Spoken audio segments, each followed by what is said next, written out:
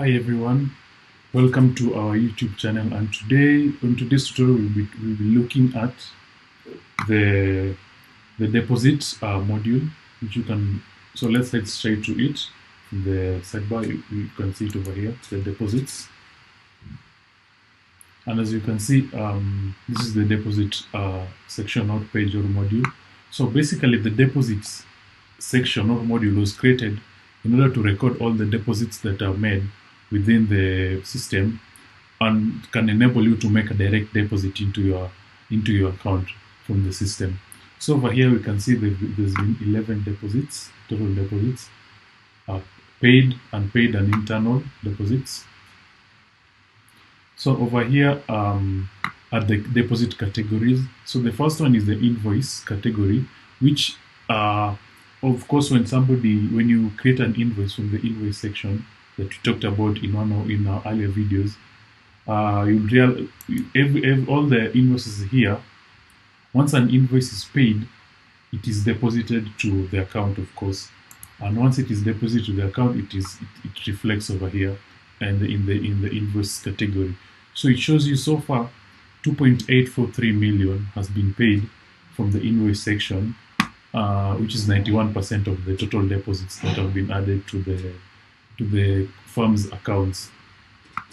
So you can simply create a category by adding a plus sign. Maybe let's say add a simple category. Maybe let's say investment. Let's say maybe partner investment.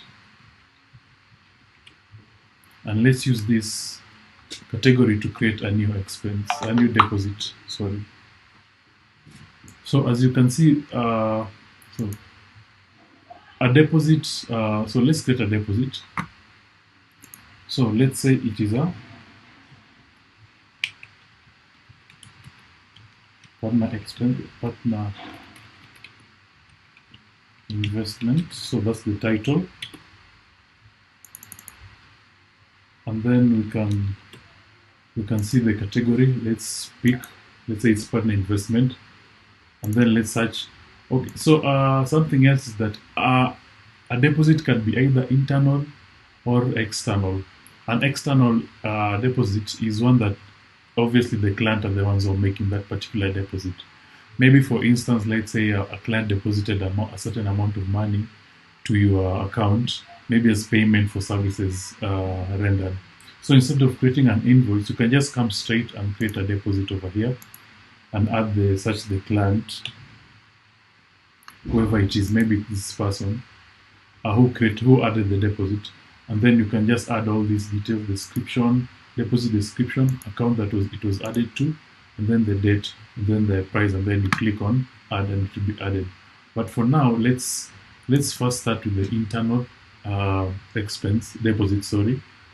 So let's choose a staff. Let's say it is Emma who wants to invest in the firm, and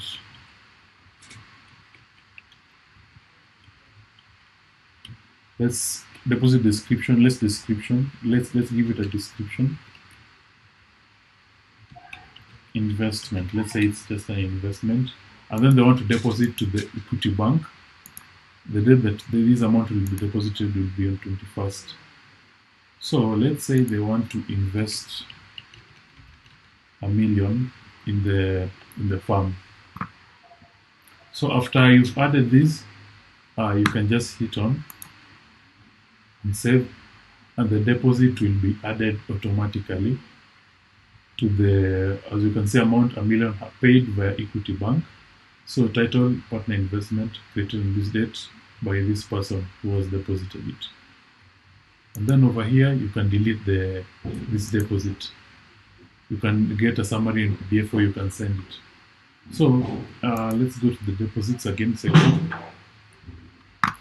And then over here you can see another, over here it has reflected, which now it is 8%. Over here you can see the percentage also, just as the invoice also has such a similar feature. So where you can see the percentage out of everything. So 8% of the deposits are partner investment, 83% are invoices, and 8% are cash payments.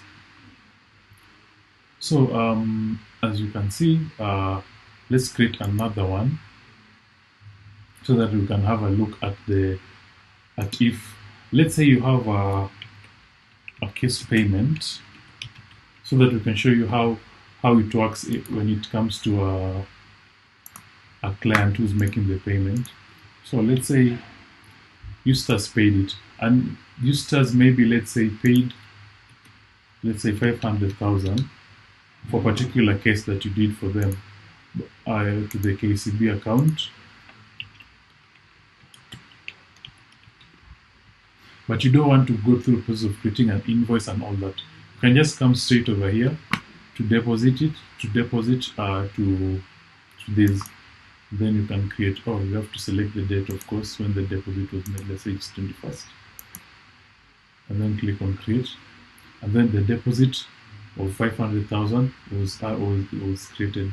And if you come over here to case payments, it has reflected now, and now it is 15% of all the payments, of all the deposits that have been made, that have fall under case payment. And over here, as you can see, it is showing that it is unpaid. So over here, once it is paid, you can mark as received. Now this mark as received only works for when you're dealing when you're billing the clients, or when the clients are the one paying. When it's an internal one, there's no need, because the assumption is that the money has already been wired to whichever account that you'll be paying to. But in the client section, you have to confirm. So this is a way to confirm that it has been received. Once it is marked, it shows that it is paid.